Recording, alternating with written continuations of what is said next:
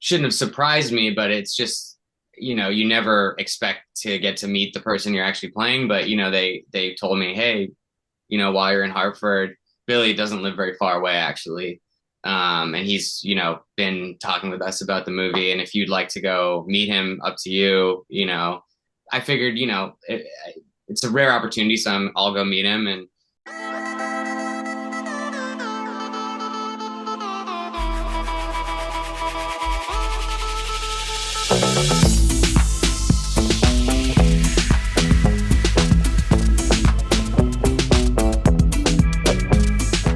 Hello, Keir Ruby.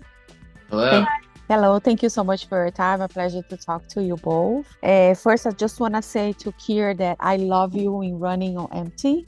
I watch it, Oh, and okay. yes, you're great and atypical as well, of course. Thank you. So, uh, what attracted you to this script? We can start with you, Keir. What attracted me to the script was one, it came with a really nice letter from Rob, which is always nice to receive. And I started reading it and I was like, oh, it's a boxing thing, which isn't really, I'm not a sports guy, if you couldn't tell. So I was a little, but then when I started reading it, I was like, oh, it's not really just a boxing movie. It's actually really interesting. And then there's a documentary aspect and the family dynamics and then the part itself playing Billy, is something I never really get to do, is to be somewhat of an antagonist. He kind of shows up in the movie and like, you know, pushes things forward by being, kind of kicking up a fuss, and trying to sort of sabotage the documentary. So that was really attractive. And then I spoke to Rob and we just got along great. And I was like, yeah, sign me up. Let's do it. Yeah, and for you, Ruby, how was it for you to play Linda? Oh, it's a great experience. I had worked on a couple of smaller projects with Rob, and he had a meeting about this script, and he called me right after, and he said, "I think there's a really great role for you in here." And I read it, and immediately I fell in love with her on the page. I think there was a very natural sort of hook to the character, being that she is an aspiring actress looking for her big break in the industry, and same.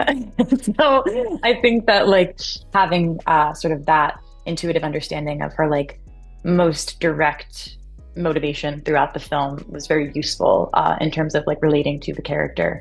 And so yeah, that was kind of an exciting opportunity to play Yeah. somebody I really feel like I understand.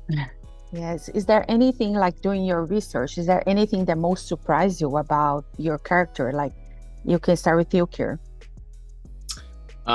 Well, I guess it shouldn't have surprised me, but it's just, you never expect to get to meet the person you're actually playing. But, they told me, hey, while you're in Hartford, Billy doesn't live very far away, actually. And he's, been talking with us about the movie. And if you'd like to go meet him, up to you, And I thought about it for a bit and I wasn't totally sure because, you don't want to just be impersonating someone. But I figured, it's a rare opportunity. So I'll go meet him. And we got to talk and I asked him about his dad and I asked him about, his life at that time. And he was very open about all of it, which was very helpful too, including like his struggles with addiction. Um, at that time too, like like his activities, I guess you could say. So that was very, very helpful in terms of like research. I mean, that's the best research you can get. So. Yeah, absolutely. And for you, Ruby? I had sort of a different kind of freedom because, Kier's playing Billy, who actually exists, and obviously James Madio is playing Willie, who actually exists. Whereas Linda, although there was really a Linda Papaleo, on the page, she's sort of an amalgam of a few of Willie's different wives. So I wasn't sort of as bound by, I think, the boundaries of like historical accuracy as Kier and James and Lawrence. And that was sort of an exciting opportunity for me because I got to sort of mold her a little bit more and shape her a little bit more from the clay.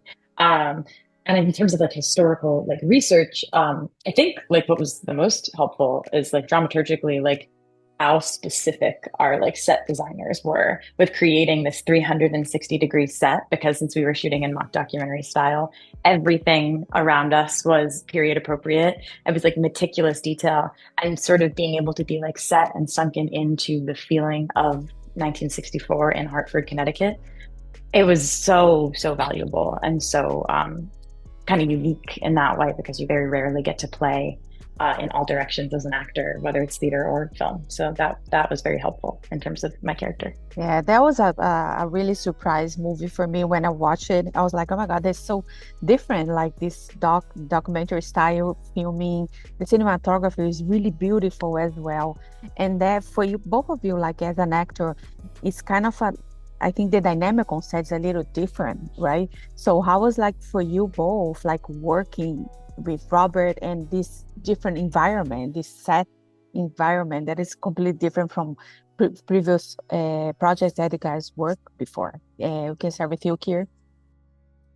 Yeah, so I sort of didn't anticipate how much it would mess me up to have to break all the rules that I, have. I'm very set in my ways. Like, you don't look at the camera, you don't acknowledge anything, including sound that happens outside of the scene. Sometimes somebody drops their phone and you're like, didn't hear that, or whatever. But then all of a sudden, Rob was literally standing there next to the camera as the director. And, basically there were just extra characters in every single scene.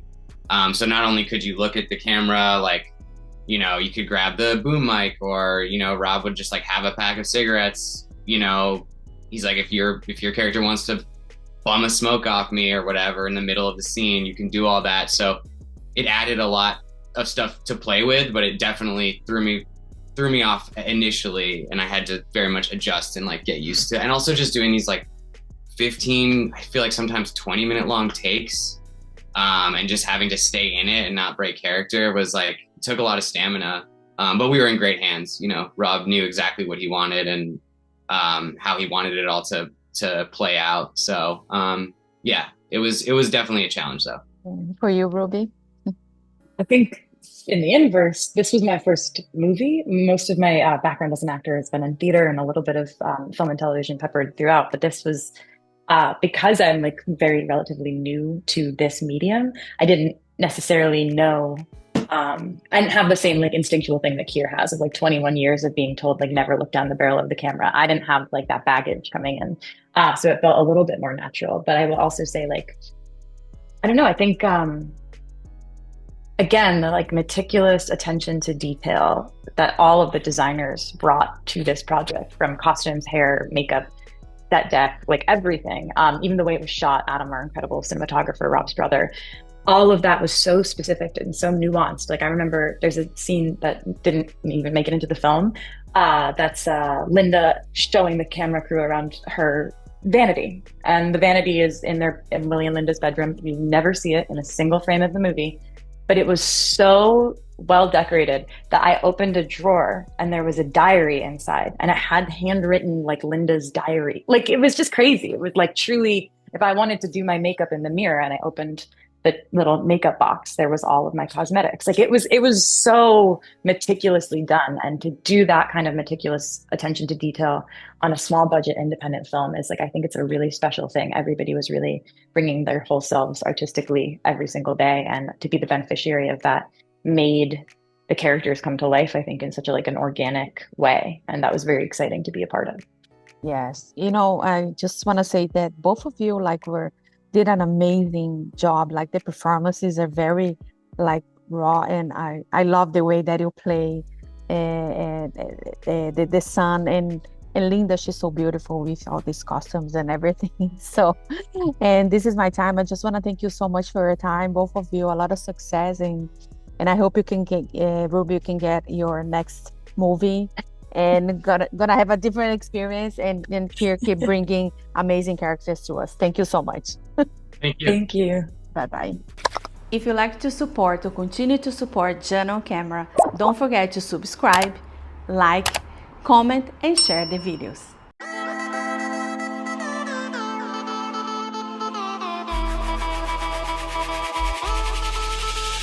Bye.